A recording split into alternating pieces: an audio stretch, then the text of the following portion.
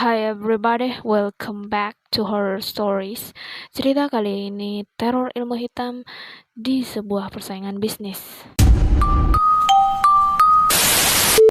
Sebut saja Pak Abdul, ialah seorang pengusaha yang sudah 10 tahun bergerak di bidang supplier alat-alat elektronik yang cukup sukses. Tempat usaha Pak Abdul ini berada di sebuah ruko yang berlantai 2.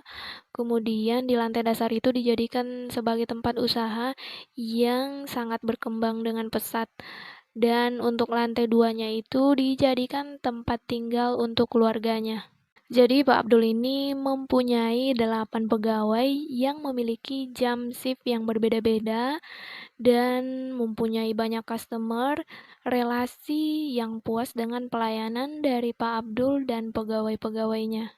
Terus di seberang jalan berhadapan dengan ruko Pak Abdul ada sebuah ruko baru yang ditempati oleh sepasang suami istri. Dan mereka juga membuka usaha yang sama dengan punya Pak Abdul. Meski tahu akan hal itu, Pak Abdul tetap bersikap wajar dan merasa tidak tersaingi dengan kehadiran tetangga barunya itu.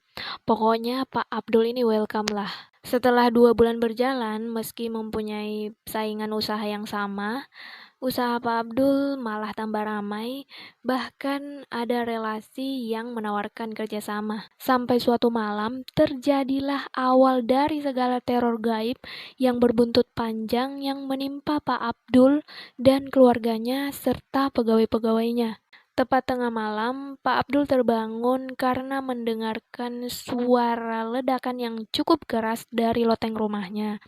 Karena takut akan terjadi hal-hal yang membahayakan seperti korsleting listrik, maka Pak Abdul bergegas memeriksa loteng rumahnya.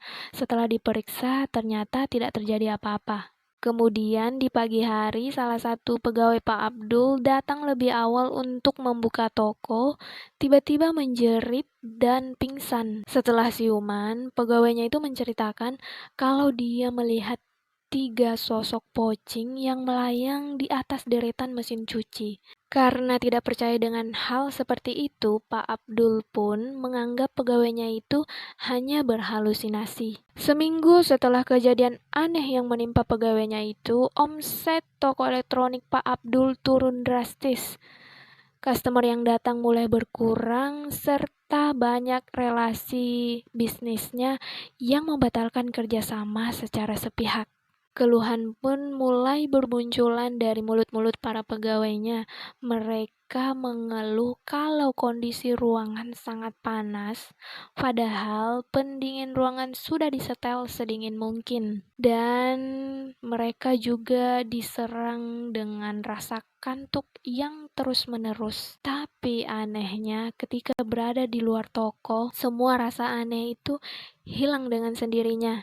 Serta mereka kerap juga mencium bau-bauan yang cukup mengganggu seperti bau-bau bangkai tikus di dalam ruangan. Tidak sampai di situ saja, istri dari Pak Abdul terserang penyakit aneh yang membuatnya menderita setiap malam ketika hendak tidur. Jadi istrinya ini merasakan dadanya seperti ditekan sehingga dia sulit untuk bernafas. Dan setelah diperiksakan ke dokter, dokter pun tidak menemukan penyakit apapun. Karena kejadian itu, istri Pak Abdul kian hari semakin kurus karena sulit tidur di malam hari. Akhirnya, kerabatnya pun merasakan ada yang tidak beres dan menyarankan Pak Abdul untuk berkonsultasi dengan seorang ustaz yang mempunyai ilmu hikmah. Dan setelah diterawang, Pak Abdul dan keluarganya telah dikirimi santet atau guna-guna oleh seseorang yang tidak menyukainya. Tepat malam Jumat sehabis Isya, ustaz tersebut dan 5 orang santrinya menelusuri tiap area di ruko itu.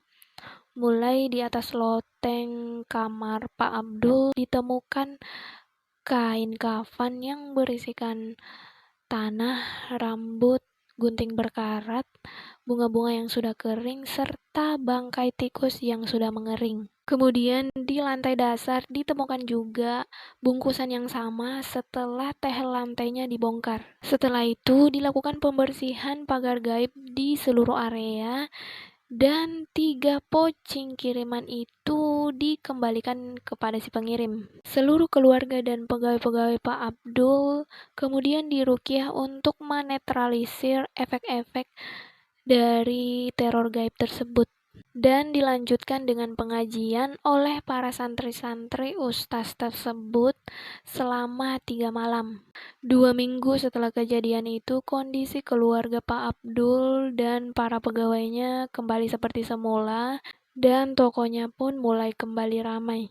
2 bulan setelah itu tersiar kabar bahwa istri dari pemilik ruko saingan dari Pak Abdul telah meninggal dunia secara tidak wajar, dan setelah kematian istrinya, akhirnya si pemilik ruko pindah ke tempat lain. Thank you yang udah nonton, jangan lupa dukung channel ini dengan subscribe dan like.